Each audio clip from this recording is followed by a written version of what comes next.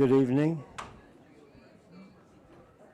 I'm Bill Agosta, a member of the Election Forum Committee, here to welcome you to the first Horizon House Forum to be held before the November general election. The forum is presented both here in Anderson Hall and also over HHTV 370. The moderator for tonight's forum is Ned Lange, who will be posing questions separately to the candidates for the positions 8 and 9 on the City Council, the two at-large council positions. Ned?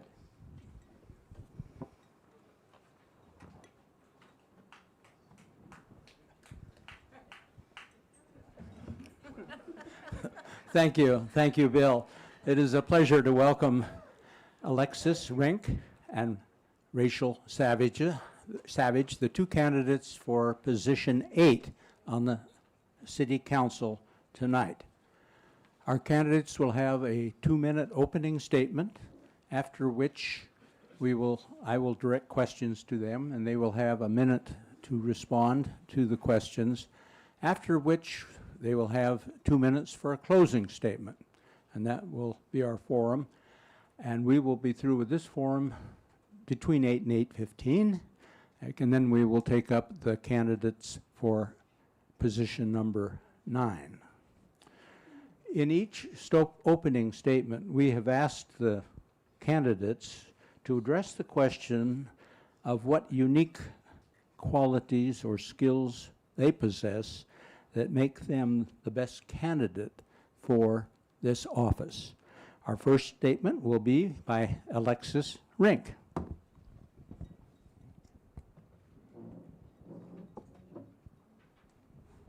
All right, how's that? Good? Okay.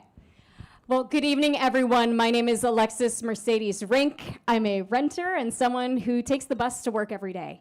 And I went from waiting tables next to the Space Needle to working on policy at the UW Tower to now serving you on Seattle City Council, fighting for a city that works for all of us and not just the ultra-wealthy few. And we had a record-breaking win last year.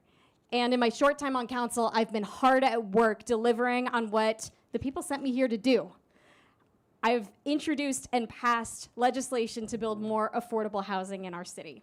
I've secured funding for legal defense to support immigrant families in the wake of Trump's cruel deportation agenda. And I sponsored the Seattle Shield Initiative alongside Mayor Harrell.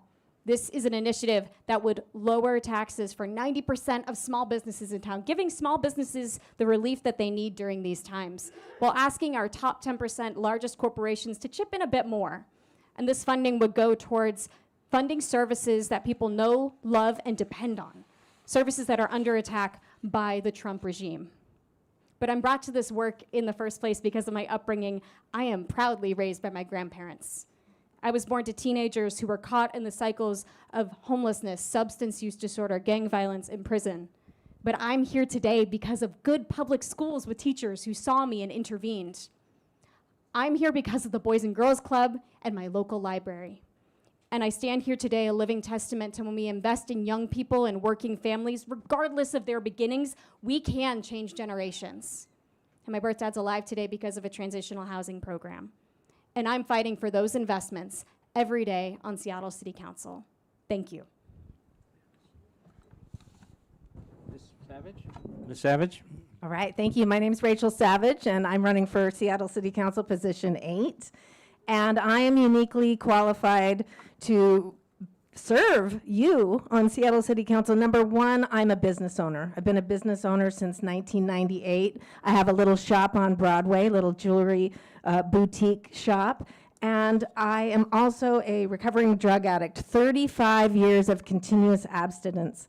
I've spent a lot of that 35 years helping addicts learn how to stop using drugs and to rebuild their life and rejoin society. So the biggest problems I see facing our city right now is the fentanyl epidemic and the severe mental illness epidemic. In my neighborhood, the reason I'm running is because this epidemic came to my doorstep. So the lawlessness in Seattle, the dismantling of our law enforcement system, and the severe addiction that fentanyl has brought to our city, and the mental illness has caused crime, suffering, loss of business, closing of businesses, and this is going to destroy our city.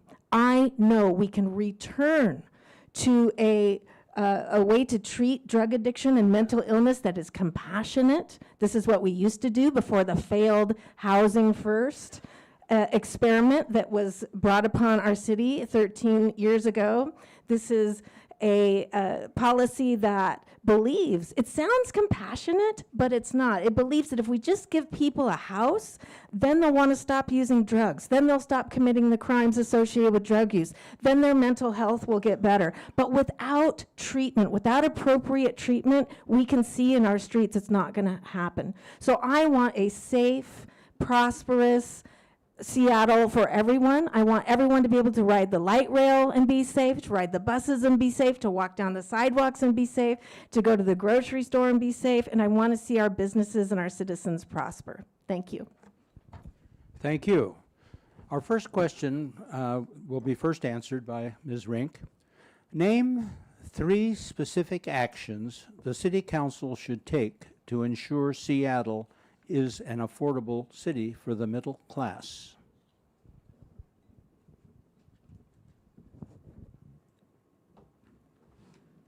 Thank you for the. There we are. Thank you for this question. You know, I'm proudly supported by the Working Families Party because of our strong focus on having a city that's affordable for everyone. Housing is the number one priority for us. So addressing our city's housing challenges by building more housing and making sure that we also are opening up more neighborhoods for opportunities for more workforce housing and affordable housing, especially for frontline workers who are carrying out the work every day to take care of our residents. So having a robust housing agenda by supporting and opening up more neighborhoods for housing opportunity while also prioritizing our investments for more affordable housing options for folks so folks can stay within our city. So housing being first and foremost. Secondly being also wages, making sure that we're doing that work. And third, making sure we are also building an accessible and easy to use transportation so folks are able to quickly, easily get to where they need to go, work every day, taking bus, walking, rolling safely. Thank you. Ms. Savage, the question, name 3 specific actions the City Council should take to ensure Seattle is affordable for the middle class. Thank you. So one thing I think that we should do for working people is to make sure that they can afford the rent and be able to live in the city if they choose to. We want our working people to be able to stay in Seattle. So the first thing that I would propose is a fill the gap, along with, of course, social housing was voted in. Let's see how that helps our city. But our fill the gap is to give workers that are making minimum wage, if they are making more, or rather, if their rent is 30% more than if their wages are 30% more than their rent, that we can fill the gap on a studio apartment. We want stability. We want workers to be able to stay in the city, and safety. We must have public safety in order to be prosperous, and so everyone can run businesses and have the city be a prosperous place to live for the middle class to be, and also to want to visit. It's just not safe right now, and that is the basis of everything. Thank you. Thank you. Next question, Ms. Savage will be the first responder. If you are elected to the City Council position 8, you will have a citywide constituency. How does this differ from having a district-specific constituency in terms of the challenges of representation? Well, I love the fact that I can serve the whole city. We have a couple of things happening in Seattle that are really concerning, and not being limited to a district, I can help with that. So we have what's happening in Seattle are containment zones. These are zones where there's crime, there's people still living on the street, fentanyl addicts are using drugs in public, severely mentally ill people are wandering the streets living like animals. This is Belltown. It's Little Saigon, Chinatown International District, Capitol Hill. I'm sure you see some of it here on First Hill. I saw some late-stage addicts as I was coming here tonight.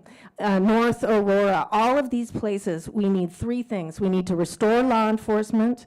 We need to build both a mental illness hospital for late-stage mental illness and an addiction treatment center for our city. And this will help to make these containment zones peaceful, prosperous neighborhoods for everyone to live in. Ms. Rink? Thank you for this question. So I'll speak to a little bit of how my office currently operates and how we really live up to being a citywide representative. We have a running joke that we try and be everywhere and do everything and do it all at once. And this is a big town. And so we take a real focused approach to make sure that we are balancing our time in each of the 7 districts, but also collaborating with the district-specific representative. I often tell people out in community that just reminding them, you have 3 people you can turn to on Seattle City Council. You should be able to turn to the full council, but you have 3 people you can turn to. Whenever you're emailing council, include your district representative, but remember that you have 2 citywide representatives. So working with each district office to make sure we are addressing constituent concerns and constituent matters, but also when it comes to policy, bringing together and understanding the nuance of what makes each neighborhood different, special, what's happening there, but also being able to connect that thread to what may be happening in another neighborhood. Taking lessons that we're learning from one neighborhood, bringing it to another, and really having that comprehensive citywide approach to tie it all together while working closely with each of the district representatives. Thank you. New question.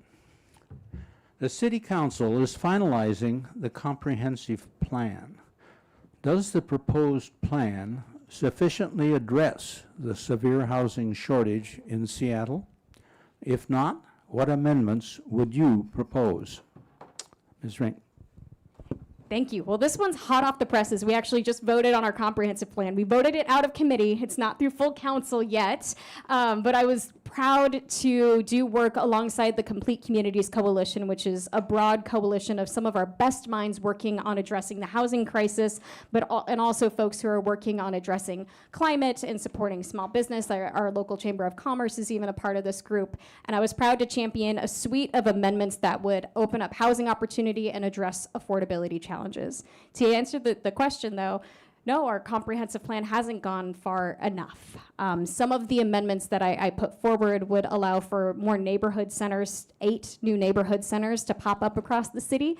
I kind of describe these as zoning to allow for little Sesame Streets to pop up. Spaces where people can connect on the street. We can have a little bit more retail and more family-sized housing. And my team went out and visited and did pop-up events at each of these 8 neighborhood centers to connect and envision with residents what they want the city to look like. So I was proud to push for amendments that really push the bounds of let's open up more housing opportunities so we can address the housing shortage in the comp plan. Thank you. Ms. Savage? Thank you. I love the idea of neighborhood centers. I love the idea of building more density in our city. My vision for Seattle is the New York of the West Coast, a cosmopolitan city, a big city, a city where people are living closely together. My concern with the comprehensive plan and my opponent, Alexis Mercedes Rink, her neighborhood centers are going to include permanent supportive housing and housing first buildings. Again, I said these sound nice, these sound compassionate, but they're not. Putting late-stage addicts and late-stage mentally ill people in housing alone without a requirement for treatment destroys neighborhoods. It destroys businesses, it destroys the quality of life, and it puts citizens in danger every single day. So I'm against permanent supportive housing. I'm for treatment first and abstinence-based housing. We can have a vision for addicts that includes recovery and having them become productive members of society, not dependent on drugs and housing, with all of you paying the taxes to pay for it. Thank you. Next question. The SHIELD Act, a revision of the city's business and occupation tax to exempt businesses with under $2 million in gross revenue and increase the tax on businesses with higher revenues, will be on the ballot in the general election. Do you support it as proposed, or do you have reservations? Why or why not? First, Ms. Savage. I'm against this tax. I don't think the citizens of Seattle should be taxed anymore. we need to spend the money we have wisely and stop the failed experiment of housing first. What's interesting about this tax is that my opponent, Alexis Mercedes Rink, is going to, number one, pit small business against big business. So giving small business a small tax break, not a big one, but increasing the taxes on big business. And you know what the big business can do? They can just leave town. That's our tax base. We need our businesses to stay, both big and small. And what Housing First does, and harm reduction and lawlessness in our city, is it destroys business. So the small businesses aren't getting their needs met with public safety and law enforcement. I, for one, know this from personal experience. I'm not safe at work. I can't have an employee anymore because they're not safe. Businesses are closing all around because of the lack of safety and the fentanyl and methamphetamine and severe mental illness epidemic. We must solve this. Thank you. So I was the sponsor on the Seattle Shield Initiative, which is now going before voters and will show up on your ballot as Prop 2. And I want to center us on the fact that Washington has the second most regressive tax code in the country. The only tax code that's more regressive than ours is Florida, and we are not Florida. We're not Florida in a number of ways. How we invest are the kind of values that we champion here in our city. And so being able to remedy and build a less regressive tax code and take some of the burden off of our lowest income community members. Because right now our tax system, poor folks are paying disproportionately more of their incomes in taxes into our system. So trying to balance our tax code. And we came up with a restructure of the B&O tax because we know and we've seen too many small businesses go under in the past year. And we want to be able to create that relief, but also ask for our largest businesses to chip in a bit more, to contribute back to the communities that make their success possible. And the funding for this will be backfilling for some of the most egregious cuts from the Trump administration. We're talking food banks, we're talking our FreshBucks program, which is like our version of SNAP, which was received devastating cuts in the big, beautiful bill, big betrayal bill. But I hope you'll choose to support Prop 2. Thank you. Next, what priorities should the City Council establish to resolve the deficit and balance the city budget? Ms. Rink?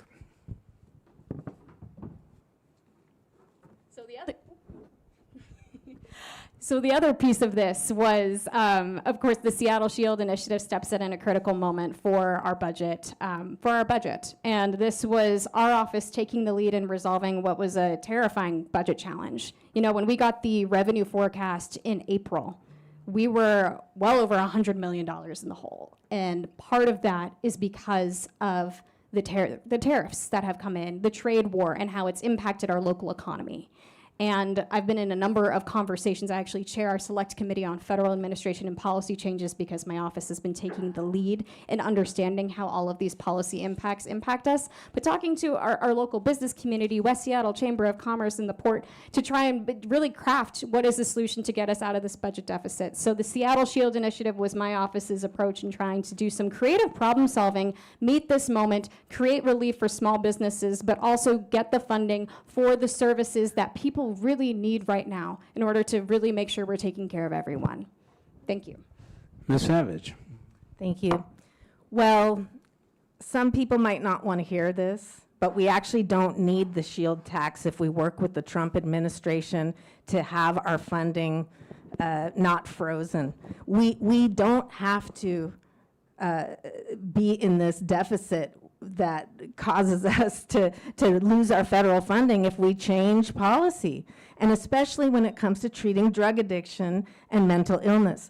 The Trump administration just put down an executive order recently. If we change to abstinence-based housing and abstinence-based treatment for the severely addicted, we will get the money that we need to build these treatment centers and to give dignity and care to those that are suffering on the streets. If we want to rebuild mental hospitals to give the severely mentally ill the care they need, we can do that. The Trump administration just got behind that. All we have to do is change our way that we're treating addiction and mental illness. And I'm the only candidate that's talking about this. And I'll just say one more thing. She's going to start calling me names because we disagree on this. Well, you watch. She'll call me a fascist. She'll call me all kinds of names in the books merely because we disagree. I think it's okay to disagree and not call each other names. Thank you. Next, Horizon House and its residents have a stake in the safety and viability of downtown Seattle. Although revitalization is somewhat occurring currently, what specific measures would you support to increase and promote the process of revitalization of downtown Seattle? First, Ms. Savage. This is my dream to revitalize Seattle. You know, in the 90s, I used to work downtown. And some of you may remember how vital and beautiful and prosperous downtown Seattle was. Remember Frederick and Nelson? What a beautiful place to go shopping. And I just loved it. I used to work at the Nordstrom. And so I will put together a team of business experts to bring business to Seattle. But we must have safety. I know I keep saying this, fentanyl epidemic and severe mental illness epidemic and lawless epidemic. This is the main problem in our city. And if we continue down the road we're going, which is what my opponent wants to do, more businesses are going to leave. The only industry that will be left downtown is permanent supportive housing buildings and wraparound services and addicts and mentally ill running the streets all day. And we just can't have that in our city. I believe the number of mentally ill and addicted we should have on our streets is 0. And I think you all agree with me too. Thank you. Ms. Savage. Thank you. So one thing that, as we've talked about with the Seattle Shield Initiative, that is one of the measures that we're thinking as a way to lower the cost to do business in the city without compromising on workers' wages. We know that there are a number of other things we could be doing to support our small businesses in this city. So finding other ways we can lower the cost to do business, looking at things like commercial rent. When I talk to small businesses, a number of the small businesses around me that have gone out of business have been because their landlord jacked up to the rent to a surprising degree, to the point where they just couldn't afford to do business anymore. And so looking at closely what we can do around commercial rent costs in town, while also looking at ways that we can support arts activation particularly. I think a great example is there's a Base Camp Studios art studio. It's where the old Bergman luggage place used to be, and anyone who's been to that corner knows how much that has changed the entire feel of that corner. They cleared out the entire space, and now what's there is a big art studio space with an upper floor that includes affordable lofts for working artists. This has been an incredible example of activation and something that I want to prioritize continuing to invest in. Next question. What actions would you take to improve public safety and police response time? First, Ms. Ring. Didn't even write down the question. So I have said it from the beginning. We need a public safety system that has a quick response and the right response for given public safety scenarios. And that means scaling and right-sizing our first responder workforce from police, fire, our new care team, which is our alternative behavioral health responder team, as well as fire. So we can make sure that we're delivering on that quick and right response for every resident. When you call for help, someone should be there to not only answer your call, but deliver that quick response as appropriate. And so I've been along on rides with our North Precinct, as well as with our care team and in 911 dispatch, to see firsthand what's happening in our response system. And I've worked alongside the ATU, which is our bus drivers union as well, to try and problem solve around some of our response challenges when it comes to things that may happen on transit. And so that's something that we've been actively working on, but I'd also uplift, it's not enough to just respond. We need to take measures to be preventing things from happening in the first place. That's why I've been a strong champion, and I'm endorsed by the Alliance for Gun Responsibility, and was proud to lobby and work towards common sense gun legislation this year in Olympia. And I'll close by saying we are all safest when we are all healthiest and housed, and that's why I have such a focus on these investments. Thank you. Ms. Savage. You notice my opponent hasn't said one word about the severely mentally ill on our streets downtown, in Belltown, in the International District. She hasn't said one word about her plan to solve the fentanyl epidemic in our city that's ravaging young people and killing people in these permanent supportive houses. They are dying of overdose left and right. Public safety is the most important problem to solve in our city. This is what I believe. To restore law enforcement, my opponent doesn't believe in arresting people for misdemeanor crimes. I believe what we need to do is amend the public drug use law to allow for arrest. People are using drugs in public, they're selling drugs, they're stealing and selling stolen merchandise. We can arrest and then offer jail or long-term residential treatment. I think this is the compassionate approach, and this will fix our city public safety problem very quickly and give the police officers the meaning and purpose in their job again, so they can do their job and be first responders and the heroes of our city. Thank you. What do you consider to be the most effective approach to providing affordable housing in Seattle, and how would you implement it? First, Ms. Savage. Well, we voted in the social housing, so that will be interesting to see how that helps to bring housing to be more affordable. As I said, my GAP plan, filling the gap for minimum wage workers so they can afford a studio apartment anywhere in the city, and bringing prosperity and opportunity and free enterprise to our residents, to our city residents. And of course, you guys could probably say it for me now at this point. What do we need to create prosperity in our city? We need public safety. We need the streets to be clean. We need the streets to be welcoming. We need our neighborhoods to be safe. And so we must solve this problem to bring back the economy in our city. That's going to be a huge driver of making housing affordable, is to increase business and increase the economy in our city. And I think we can do that, and actually very, very quickly. And I will be your representative to work with the federal government, the Trump administration, rather than fight the Trump administration. I think that's a positive thing, and I hope you vote for me. Ms. Rink.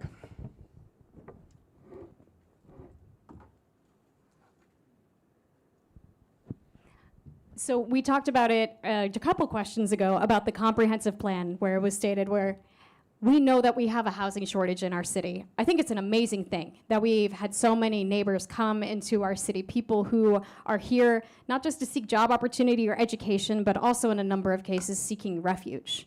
And I think it's a tremendously wonderful thing that we are a community that has grown in population. So many people want to be our neighbors and live here. So building the housing that we need across more neighborhoods is a key piece of that, which was why I was proud to support not only the social housing developer. I was a proud supporter of the social housing developer, and my team is working to get their first project online so we can create that option, but also putting forward legislation to build more affordable housing in our city through our Roots to Roofs bill.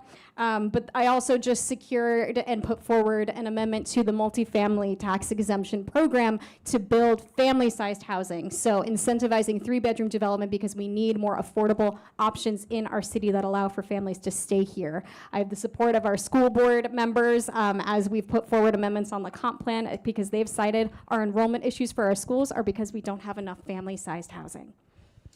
Thank you. Next question. Should any public property be opened to homeless encampments? Should camps be allowed in parks under any circumstances? Why or why not? First, Ms. Rink.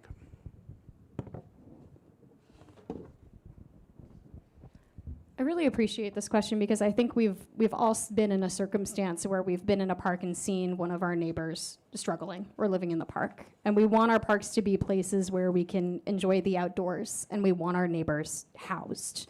This is why I've been a strong champion for the state right-of-way initiative approach. This is something I worked on in my career and then was proud to go to Olympia to fight for expanding the funding for. This is a model of resolving encampments that gets to the root of what I think we all want. People getting housed. Now, this is a program that works over the course of a number of weeks and develops a plan for someone who's living in an encampment, a plan for whatever that might be their life circumstance. Because not every single person who is experiencing homelessness is struggling with substances. There are some, but this is a program that takes a holistic approach, really addresses the various issues that someone may be comprehending or dealing with in their lives, but also gets them housed. And in the 2 years that program has been operating, 72% of folks have remained housed. And that is considered actually a national gold standard in how we address encampments in our city, and that's something I'm going to push for expanding. Thank you. Ms. Savage? I'm absolutely against anyone camping on public property whatsoever. Park, sidewalk, by schools. Nothing good is happening in these tents. These are severely addicted. They're severely mentally ill. It fundamentally makes our city unsafe when people are camping. You know, somebody could put a tent right out in front of Horizon House, and guess what? There's nothing we can do about it because the law is not being enforced. So I believe that my opponent, this idea of giving people weeks and weeks and weeks to decide whether they want to go inside, what about the rights of everybody else? She seems to be only concerned with the rights of drug addicts that commit crimes, the rights of the severely mentally ill. What about the rights of the citizens to walk on the sidewalk in peace? What about the rights of the business owners to do business without being afraid that they're going to be attacked or robbed or have someone camp in front of their business? It's time for the rights of everyone in our city to be considered, not just drug addicts and severely mentally ill. Let's give them the care with dignity that they need. Thank you. Next question. The Family Education Preschool and Promise Levy will be up for renewal in November. Do you think the money provided by this levy will be adequate? Why or why not? Ms. Savage? This is not an expert area of mine, so I don't know a lot about this levy, but when I'm elected to city council, I'm a quick learner, and I will be studying this and make sure I have a good answer for you. As you can see, my main concern is that we get dangerous people off the street, the light rail, and in front of our schools. I can't tell you how many people I've talked to, citizens in Seattle, that have told me when they walk their kids to school, they're walking by encampments. They're walking by people that are using drugs. They're seeing needles and foil on the ground. This is absolutely inappropriate for our city. We can fix it very quickly. Can you imagine? What would you tell a little kid about somebody living in a tent or living like an animal on the street? What are we telling our children? We can do better.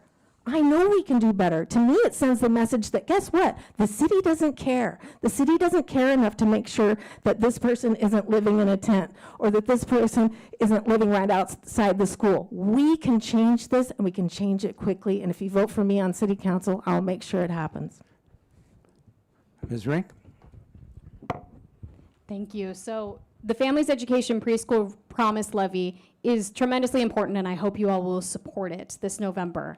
This is a levy that we're in a renewal process, but historically it has funded the Seattle Promise program, which has offered an opportunity for higher education for thousands of Seattle students to be able to get an education, go to our local community colleges. It's worked to close the opportunity gap for our students, but it also goes towards funding affordable childcare options, also funding for childcare workers, but also funding for after-school programs which cultivate safety in safe places for young people to be after school.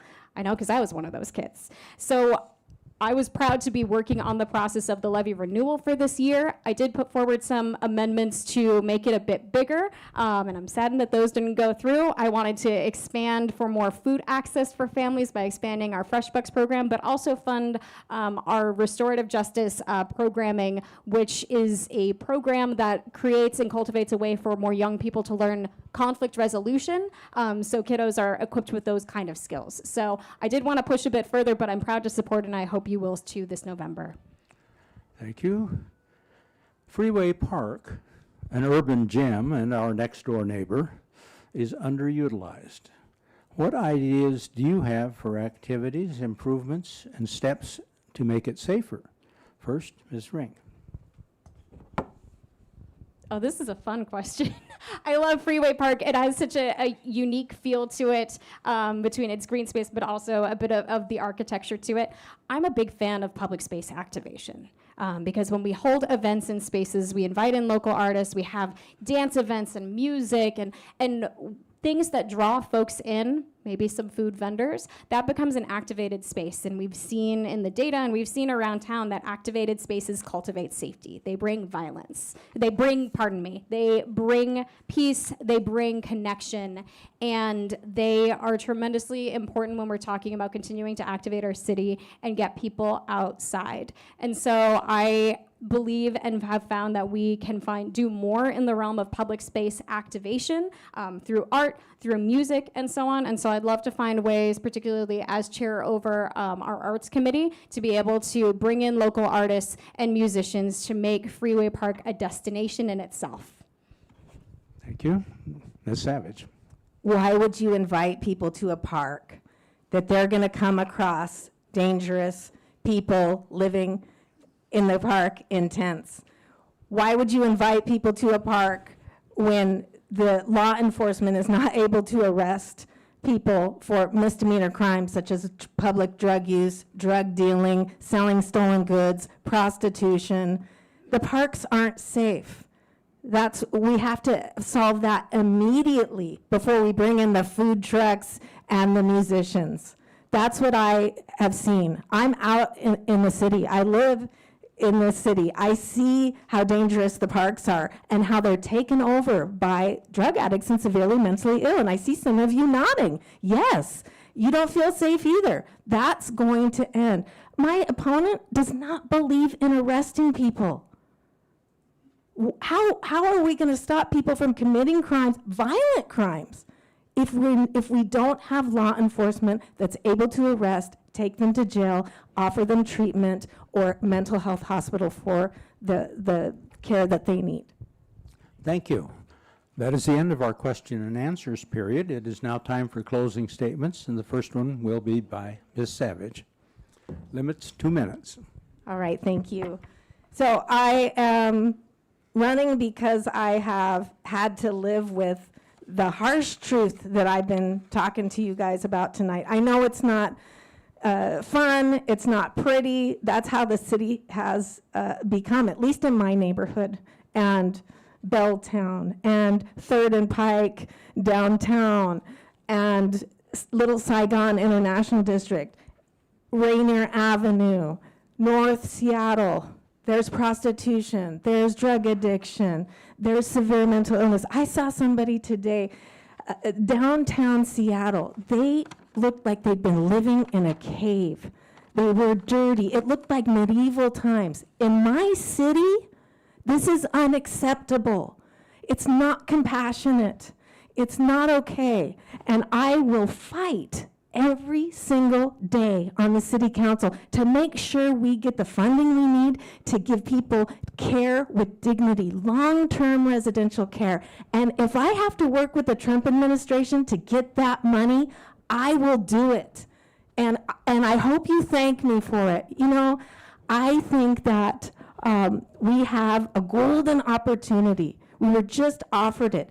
It doesn't matter if you like President Trump. There's some good ideas coming from the administration. Abstinence-based treatment. They're going to change the criteria for commitment. Right now, it's a harm to themselves or others. Instead, it's going to be the ability to take care of themselves or not. We have people on the street right now who clearly cannot care for themselves. So I will usher in a beautiful age for the city of Seattle where we can give care with dignity to our addicted, to our severely mentally ill, bring back business, prosperity, and free enterprise, and watch the city boom. Thank you. Hope you vote for me. Ms. Rink. Thank you all. I want to thank you again for having us here tonight, and just the opportunity to connect again has been tremendously special. I always enjoy coming to this forum, so I'm using a personal point of privilege to just say thank you. Horizon House, you always just put on fabulous events. I want to acknowledge some of the issues that my opponent has spoken to.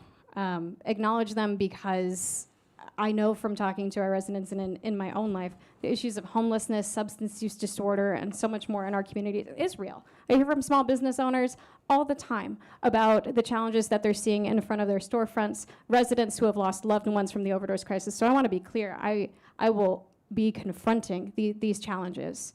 And I think it's fair to say we have different approaches in how we might work on it, but I want to be clear that these are priorities of mine. And that's why I've spent most of my career working and trying to address them in our community.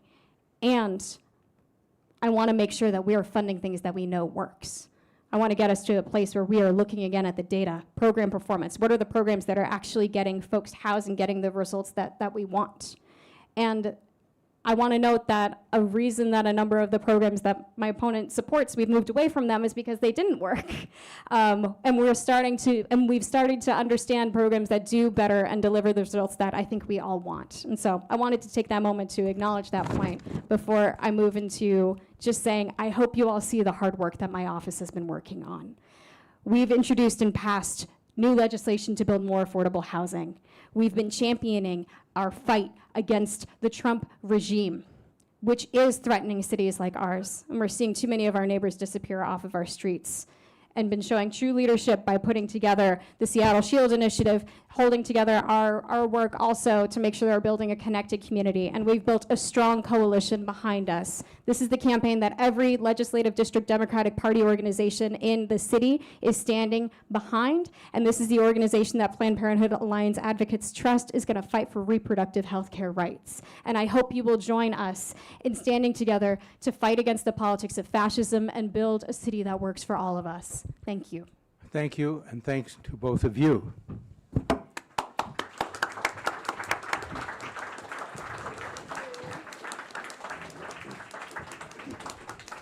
The Election Forum Committee wishes to thank the two candidates for position 8 on the City Council who took time to participate in tonight's forum. Candidates and residents who wish to talk together are invited to do so now in the Fireside Lounge and to be very quiet when you return. This next session is devoted to the two candidates for position 9 on the City Council. These candidates should now move to the table. Thank you. Thank you. Thank you. Thank you.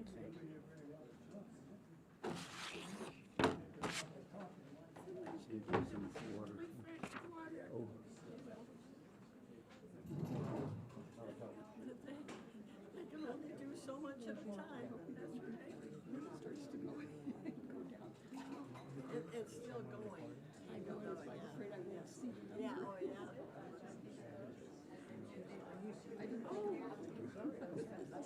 I spoke too soon. Did you take the others back? They're all.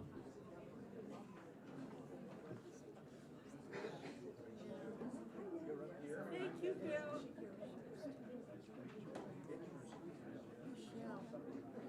Oh, the little name Here they are. badges? Here they are. Have you seen Sarah? I saw her on the hall. Okay, she's We out rode the here. elevator She's here. together, Okay, she's so- here. That's- Yeah, and her campaign manager is over Okay, there. okay. How's that?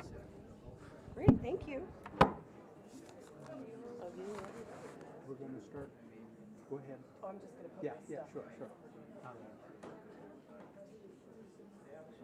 want to say anything more? No. Okay. Please. Can I do anything to help you? I'm looking for the other candidate, Sarah.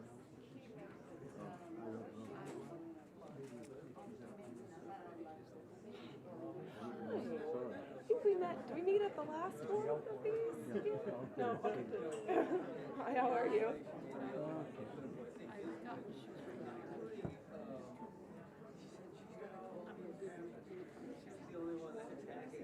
That is fresh for you. And when you are speaking, right here, there is a green and a red. Okay. 15 seconds, the green comes up, Okay. the red, and time's up. Red, I better stop. Okay. That's right. All right, all right. Thank you. Yes, I'm on it. Sandy, did you do the time at the last one as well? They Okay, did. I do They- remember, they yes, have okay. I was gonna say. They're vicious. I know. I'll hide behind you.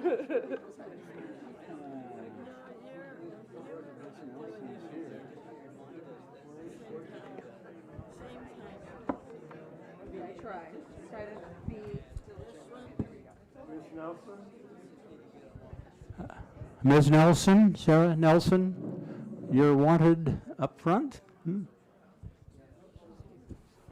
We understand she's in the building.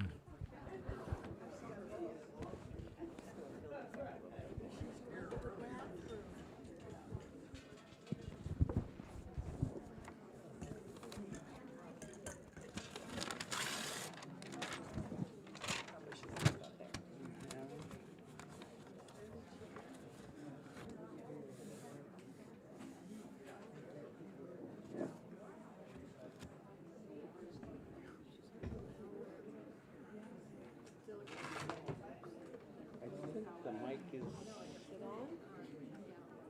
Now it is.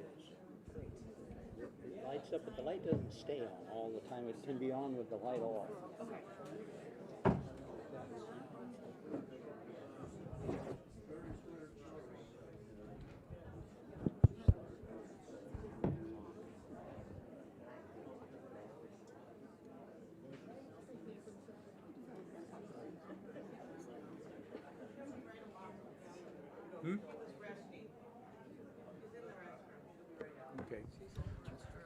While we wait, if you don't know your neighbor next to you, introduce yourself and get acquainted.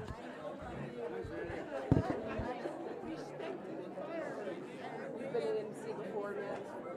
Yes. Takes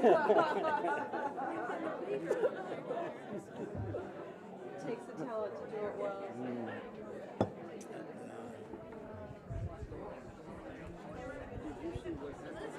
Oh, I'm just checking. No, no. How long have you been at Leslie? 18 years. Wow. Yeah. Well, you're still pretty young. No, no, too late. All right. You tell me when the cut. Oh, it was like a big expansion then. Yeah. Yeah, I feel like. Oh. Yeah. Oh, very cool. What kind of law? Oh, Davis Rick Tremaine. Oh, big fan. We, I ran a group called Washington Progress Alliance before I came here, and so legal consultation. Anyway, that's wonderful. We're ready to commence our second program in just 1 second. These are the timers. Red is start. Green is you have 15 seconds. 15 seconds Okay. left. Okay. Thank you. Red. All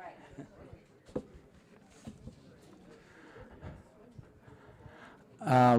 One admonition to the audience, we do not permit recordings at our forums. So if you have a recording, turn it off and turn off your phone. And I want to welcome you to our second half, the candidates for the City Council Position 9, another at-large position. The two candidates are Sarah Nelson and Dion Foster. The candidates will commence with a 2-minute opening statement, at which time we've asked them to address the question of why or what unique qualities they have that make them best qualified for the position of city councilman. We'll start with the first speaker will be Sarah Nelson.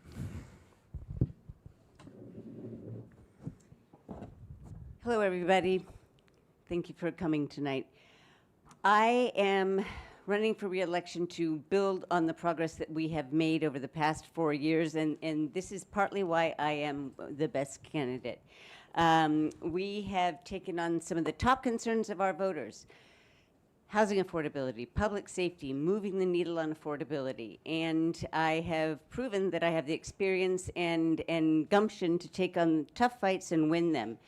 On housing, we've invested record numbers of millions of dollars in affordable housing, but I've also, because we can't afford our way out of, subsidize our way out of this problem, I've also worked with the private sector to incentivize workforce housing in the stadium district, fix permitting to make housing cheaper and easier to build, etc. So that is key.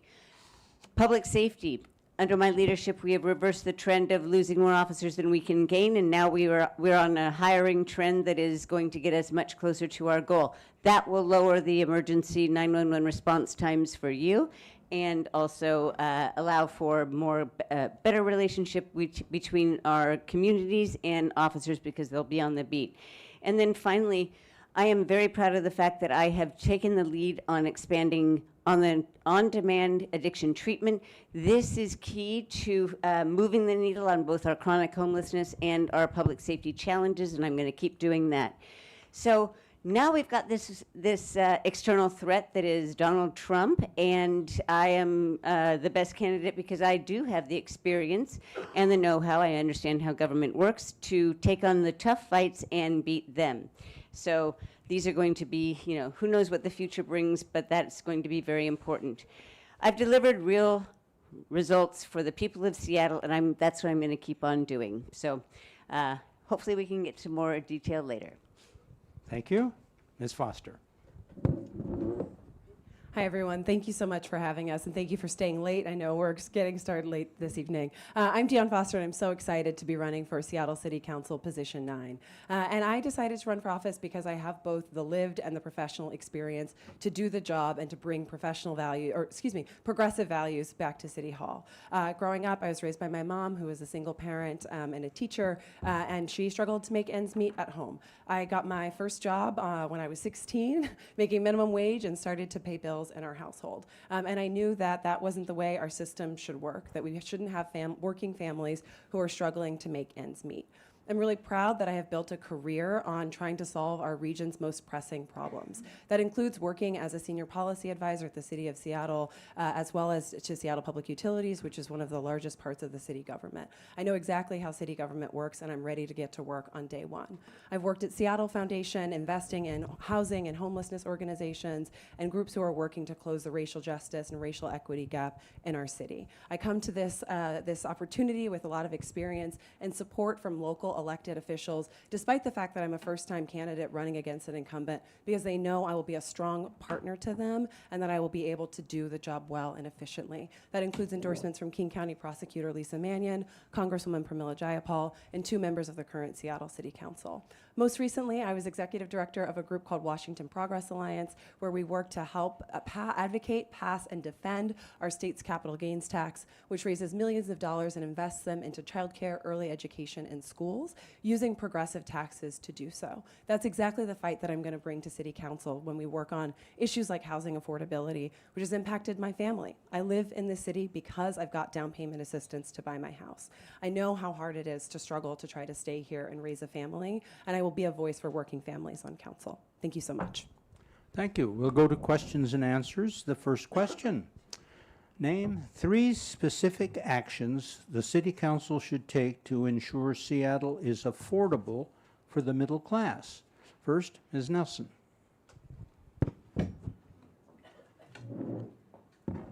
First of all, continue working on housing affordability, and like I said, that requires more than expanding our subsidized affordable housing. So we need to continue to advance permitting reform. I've already talked about that, so that you don't have to pay so much to simply refurbish your house, and it drives the housing cost down for perhaps your sons, daughters, or grandkids that are going to be needing to move into someplace. But we also have got to worry about public safety. You can't separate public safety from pretty much anything. I would normally say we have to support small businesses because that generates wealth and creates jobs and drives innovation, plus it makes our neighborhoods more fun.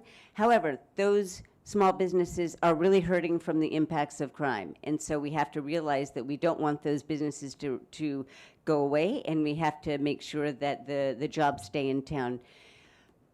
Primarily, we must focus on the policies that will limit displacement. And I think that some of you might be concerned about increasing property taxes because... Thank you. Ms. Foster. All right. You have good timers here. So, how's that? Is that better? Okay, thank you. Let me know if I drop it down again. So I think tackling affordability is a top priority. So City Council is getting ready to finish passing a comprehensive plan. I was a proponent of actually expanding the neighborhood centers that would have been in that plan because I believe that allowing more housing and more places in the city is how we get to housing abundance, which is part of how we start to bring some of the costs down. A second thing that we can do when we're thinking about affordability is make sure that we do pass the B&O tax that's going to be, or excuse me, the SHIELD tax initiative. It's going to be on the ballot this year. That's going to give small businesses a break in their taxes. So with some folks in Lake City the other day where a small business owner said, man, if this thing passes, I can save $8,000 and then I can start to reinvest that back in the BIA. That's a really important part of what we need to do as a city.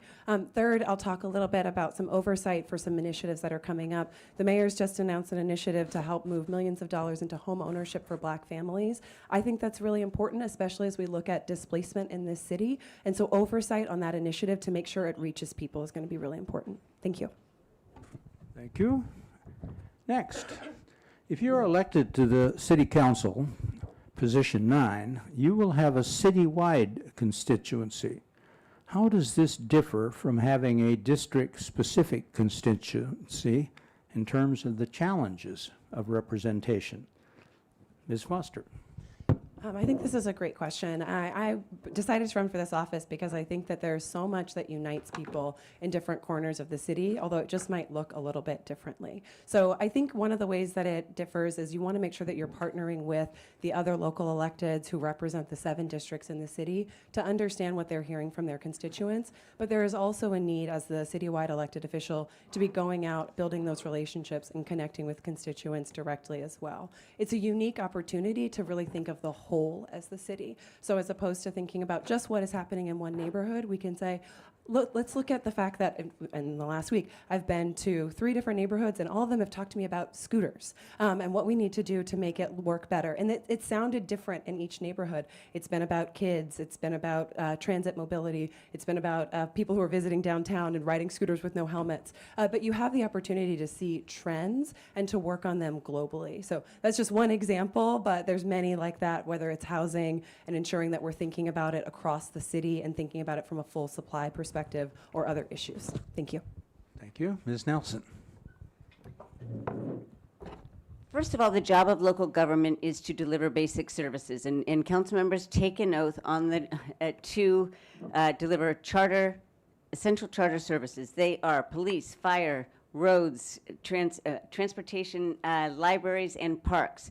We have to focus on that across the city. Everybody, I hear complaints about the state of the parks. When I was first elected, over the past 4 years, I have worked very hard to restore our open spaces to their intended uses. You might have seen this report on King 5 Friday night, talks about my work to restore Miller Playfield. Parks are our commons. This is just one example of what a citywide council member has to think about, because this is our commons and everybody deserves to be able to use our public spaces. Citywide council members don't get into the trap of pork barreling, ensuring, when the transportation or the parks levy or whatever is getting renewed, the district reps want to bring something home for their districts, understandably. We have to be concerned about the pros and cons of diverting resources from where they might be most needed. And I believe that a systems-wide approach is most effective when it comes to meeting our most fundamental needs. Thank you. The City Council is finalizing the comprehensive plan. Does the proposed comprehensive plan sufficiently address the severe housing shortage in Seattle? And if not, what amendments would you propose? Ms. Nelson. I would say the short answer is no. I have always been pro-growth, pro-density, pro-housing, and we don't. And the fact is that we are losing housing as people take naturally affordable units off the market, and that's going to be a trend that has yet to be addressed, and more people will come. But here's the most important thing. I supported a package of 6 amendments to incentivize affordable housing in different parts of the city. I'm a carrot person, not a stick person. And so if the goal is to have more affordable housing across the city in either single family zones or in low-rise zones, we have to incentivize the actions that will help us attain our policy goals. And so I believe that that will drive the right kind of housing in the right kind of neighborhoods. And also, we have a responsibility to preserve trees. So again, I did vote for 3. I put forward 1 and voted for 2 bills that would allow for greater flexibility to build more housing and also preserve trees. So we always have to walk a fine line. Thank you. Ms. Foster? Yeah, I don't think that the comprehensive plan does enough to ensure that we're going to have enough housing over the next several years, or over the next decade.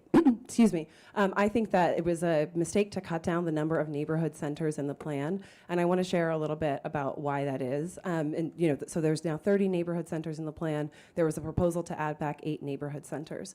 Part of what happens when we have only a few places that are able to accept higher density housing is that it puts a lot of pressure on those places. And I believe that we're actually not doing enough, particularly in neighborhoods that the City Office of Planning calls high opportunity, low risk of displacement. And because what that means is those are places where people are not likely to be displaced from their community because of new housing. And when we don't do enough to make sure that there's housing in those areas, what ends up happening ultimately is that people who are in areas of high risk for displacement, there's a lot of development there. I think development should be all around the city, but we have to balance it to make sure that we are not contributing to low income and working people getting pushed out of the city. So for that reason, I think we should have expanded the number of neighborhood centers in the comp plan. Thank you. The SHIELD Act, a revision of the city B&O tax, will exempt smaller businesses and also increases it on higher revenue businesses. It'll be on the ballot in the general election. Do you support it as proposed, or do you have reservations? Why or why not? Ms. Foster. Yeah, I am 100% supportive of the SHIELD Act. I feel like I already mentioned it a little bit earlier, but I'll say more. I'm proud to be endorsed by Councilmember Alexis Mercedes Rink, who was one of the architects of the SHIELD Act, along with Mayor Bruce Harrell. And part of the reason that I support the initiative is, one, about the breaks that it's going to give some of our smallest businesses to give them some relief in this moment. But more than that, as we look at what's coming up, the city has a significant deficit. So, those numbers are changing, but we have to make sure that we are not relying solely on cutting key services to close our budget deficit. So when I'm out and I'm talking to people who are relying on food from food banks, when there are people who are worried because their Medicaid is getting cut and they're going to have additional costs, it's important that we are doing our job at local government to make sure that we are protecting those investments. So that's why I'm a proud supporter of the SHIELD Act. Thank you. Ms. Nelson? Before I respond, I do want to explain a little bit. It's possible that my opponent doesn't understand the limits we had during the comprehensive plan deliberations, because the EIS only studied a certain amount of development capacity increase, and we were if we were to add back in those 8 neighborhood plans, in addition to a lot of the increases to some of the neighborhood centers that were that we did, some of the incentives for affordable housing, it could have triggered a supplemental EIS, which could have taken a year, and I was not going to do that, because it is absolutely crucial that we build our housing now, because we've got an affordable housing crisis. So I just want to make that clear, some of the thinking that went into not doing that this year, because it would require extra study. The SHIELD law. I'm a small business owner. What I did not like about this is that the executive and Councilmember Rink dropped this proposal at the last minute while we're doing our outreach and deliberating on the comprehensive plan. I believe that there are some, I voted for it. I am concerned that we could have done the support for the small businesses. We should have done this years ago. I've been working with the OED for a long time to try to do that. So it remains to be seen what the impacts will be for the restructure, which is pretty profound, on our overall business climate. Thank you. What priorities should the City Council establish to resolve the deficit and balance the city budget? Ms. Nelson. The perennial problem. Well, first of all, the mayor sent down a balanced 2026 budget. So, saved by the bell, it just forestalls some of the operating gap in 2027. My general approach is that we should always look at the investments that we've made that are on the books right now, scrub the budget, see if they are producing the outcomes that we want, and if not, then reevaluate those investments. That has never been done. This budget does not cut any, even, I think it cuts 19 vacant positions, but we do deserve it to our constituents to ensure that we are spending this money carefully. The mayor sent down I like what the sales tax increase will pay for. It's a public safety sales tax, and it would pay for the package of investments in treatment and sober housing that I got passed unanimously. However, it also is regressive, and it will, raise expenses for poor people. Meanwhile, there are 30 million new investments that would pretty much equal out the benefits of the increased investments of the sales tax. So when you're playing the shell game of the budget, I think that everybody must be clear of what the costs and benefits are to our actions. Thank you. Ms. Foster? Sure. I think when we're looking at the city budget, again, it's really important. Of course, you want to have oversight, and of course, I'm going to bring that oversight to council. You want to make sure that our money is being spent to actually make the changes that we all want to see in our neighborhoods and our communities. That's just inarguable. The other thing that is inarguable is that Washington State has the 49th worst tax code in the country. And when we look at our look locally and we see people who are experiencing more need, we see growing income inequality, we see a growing need to make sure that we are actually investing in our city infrastructure to keep pace with the growth that we are having. We are one of the fastest growing mid-sized cities in the country. So we have to make those critical investments in not just services, but in transportation projects and making sure that our utilities stay up to date. So that's really, really important. And I think that's part of why when we hear this talk of scrubbing the budget, it hasn't happened, because we are making investments that need to happen. So my belief is, of course, to bring that oversight, but we have to continue the fight to make sure that we are collaborating with the state to have as many options as possible on new progressive revenue sources, or we are going to continue to fall behind locally. Thank you. Horizon House and its residents have a stake in the safety and viability of downtown Seattle. Although revitalization is currently occurring, what specific measures would you support to increase and promote this process? Ms. Foster. Thank you so much. Thriving downtown is critical to the success of any city, and of course it is for Seattle. I actually used to work downtown in the Melrose Tower, which is right in the 3rd and Pike and Pine corridor.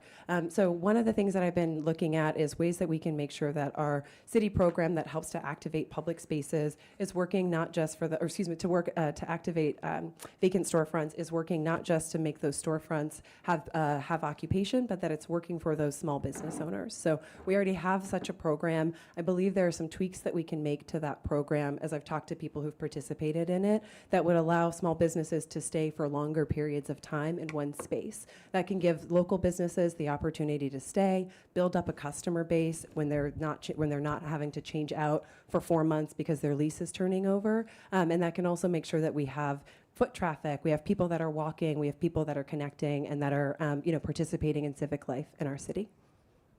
Thank you. Ms. Nelson? 4 years ago, what I heard from people in this room was that you were afraid to go outside the building. You were afraid to ride public transit. You didn't know what you would encounter on the sidewalk. So I kept that in mind as I went forward with my, when I was elected and went forward with my duty to ensure that the people of Seattle are safe and well taken care of. So, when people say, including my opponent, that voters want change, change from what? Change to what? Because I do believe that we have delivered some results on public safety, and I'm going to keep up with that.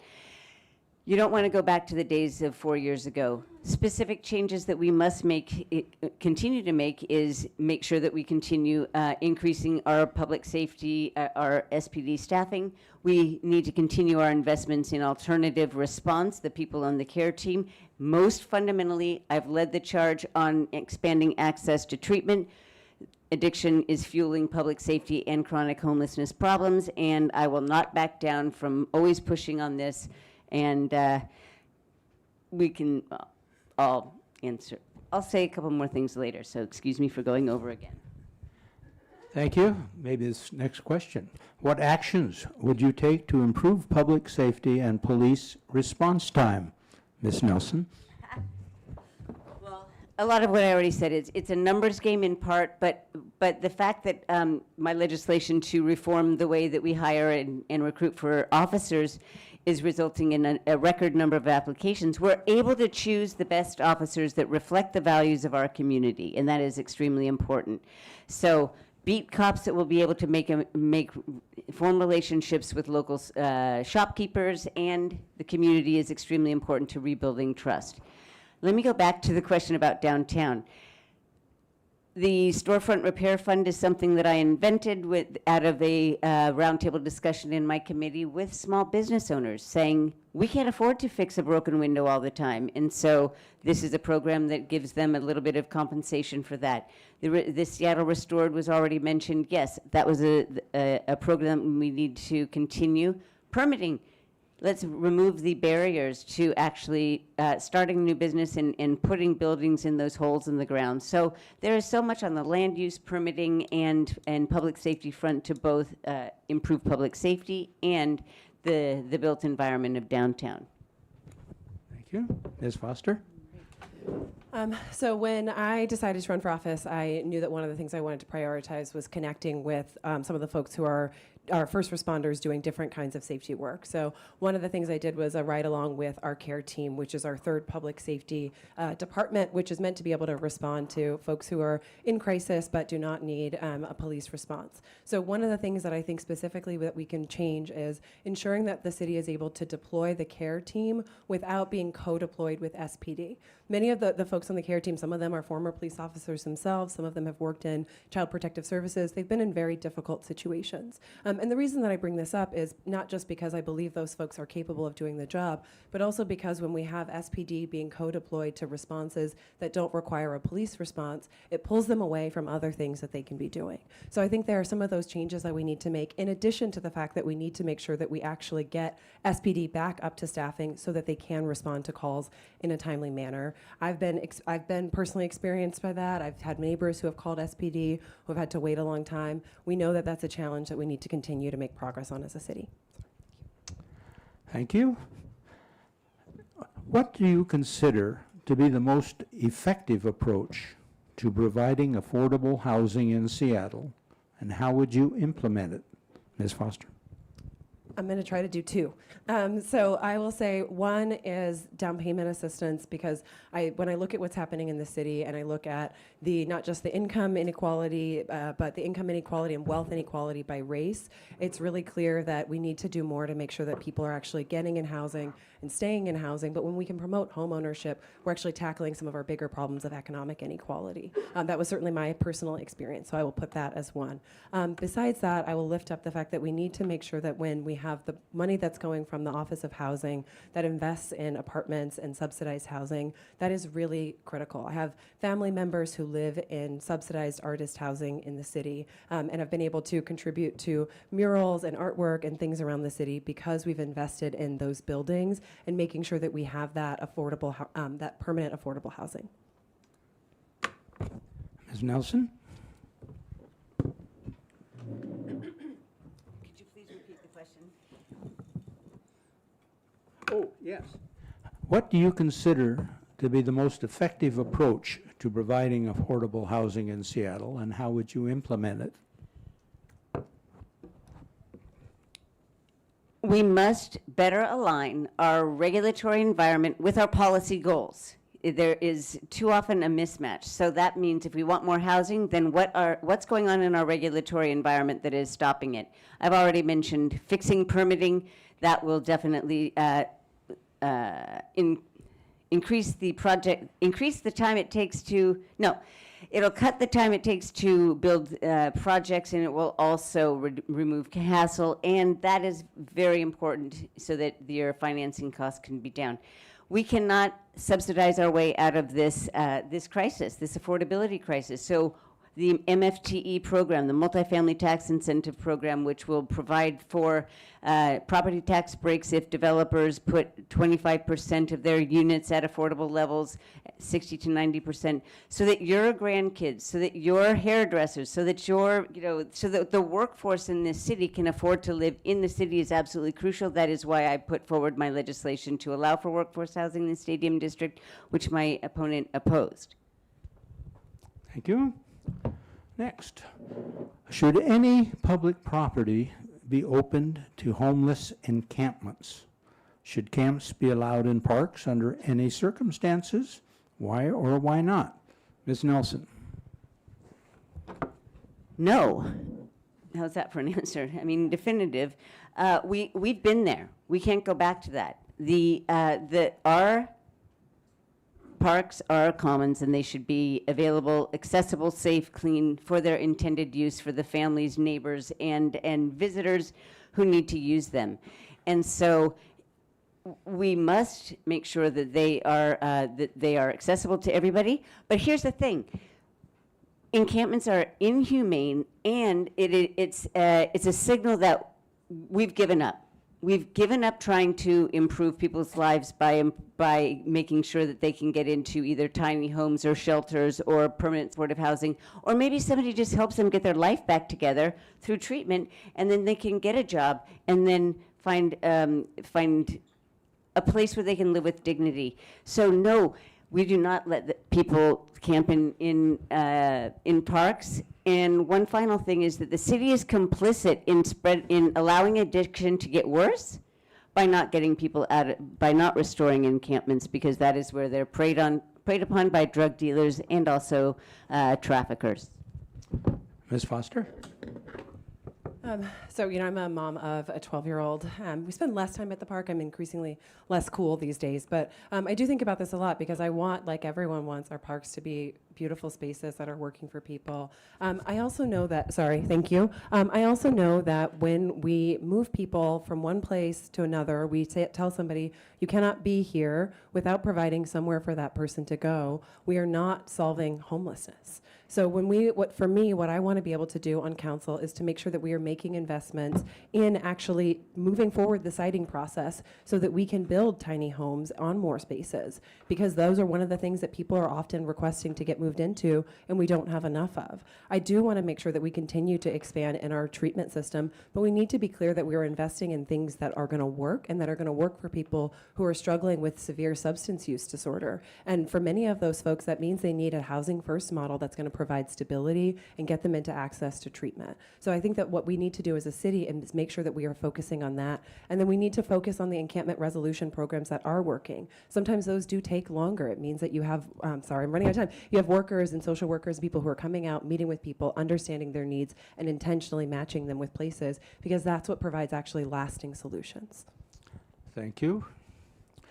The Family Education Preschool and Promise Levy will be up for renewal in November.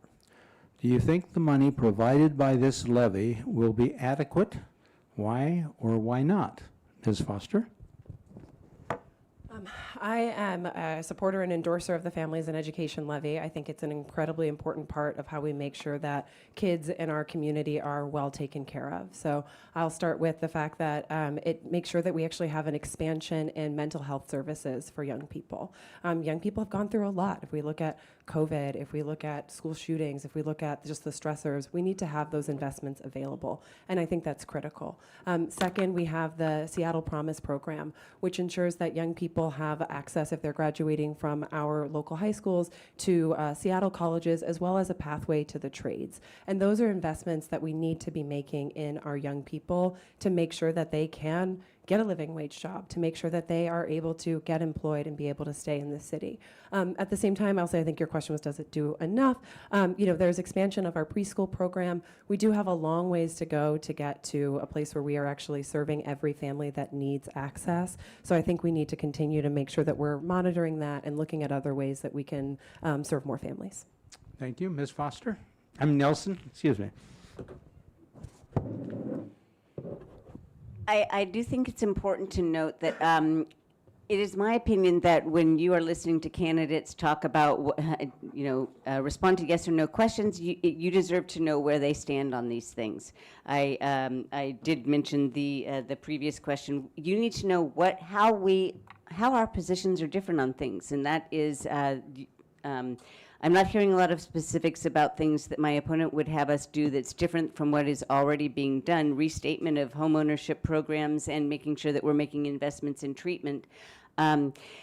So we have to be, this is back to my question before, I am mindful of the increasing tax burden, the increasing burden it's putting people on fixed incomes with our well-meaning property tax measures. I love the Family and Education Levy is my favorite levy because I think it has the most important impacts. Preschool is the greatest indicator of a child's success. I believe that section of the levy should be increased. But I do think that we should keep the amount should remain the same, and that there should be some reduction in perhaps the K through 12 investments or whatever. But I don't want to increase the tax burden that's on you from this tax levy any more than it already is. Thank you. Last question. Freeway Park, an urban gem and our next door neighbor, is underutilized. What ideas do you have for activities, improvements, and steps to make it safer and better utilized? Ms. Nelson. There is a plan which I support in principle to cover the I-5 lid and expand it so that it is it's kind of available parked place right there that we could increase the usage of it. But our very first responsibility is to make sure that it is safe, and it is not right now. There are many people that wouldn't venture to Freeway Park, so it's our responsibility again to take care of our very own city infrastructure, lighting, more outreach providers that are making sure that there are people there that are getting the help that they need, not just passing around drug consumption devices, but actually asking people, would you like to perhaps go into treatment and then provide some options, making sure that there are not predators in Freeway Park that are actually, you probably have experienced a lot of this, but we need to make sure that everybody who uses and passes through that area is safe, and before we talk about how we can activate it better for a greater number of uses. Thank you. Ms. Foster? Thank you.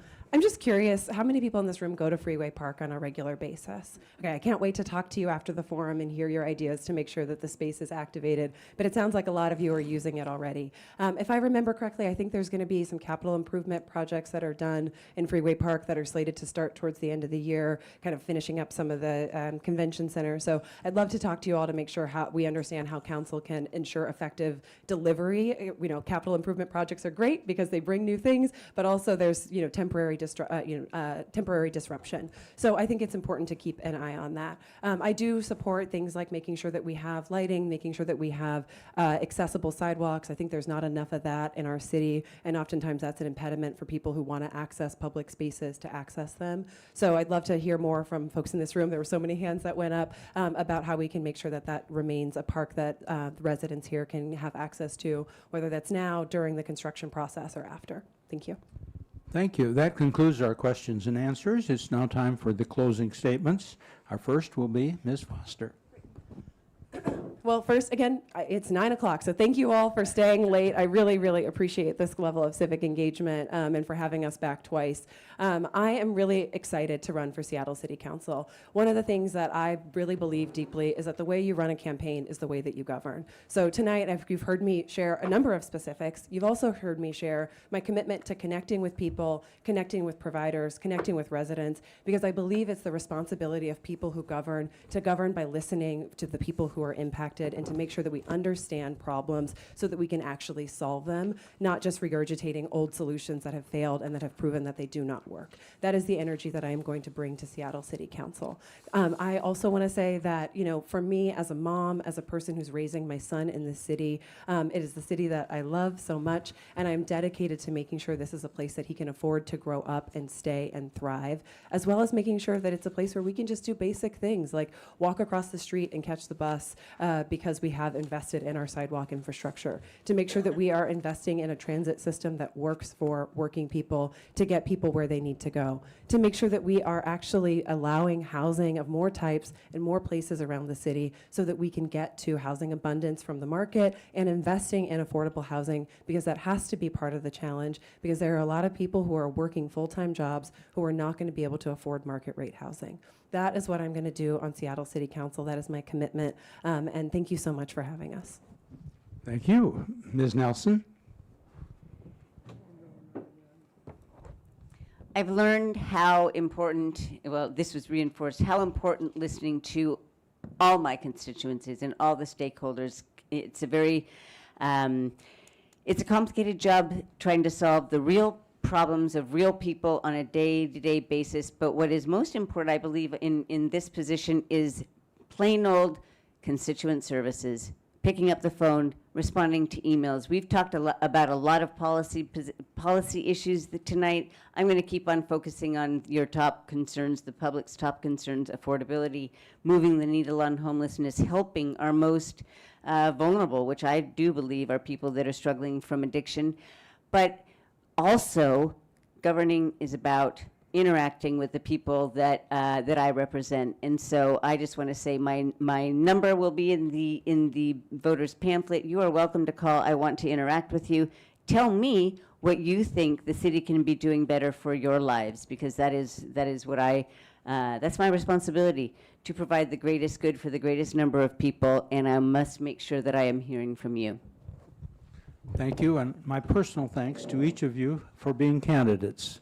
And it's up to us to do our part for democracy. They're doing theirs. Be sure we vote. I'll turn this over now to Bill Agosta, our manager.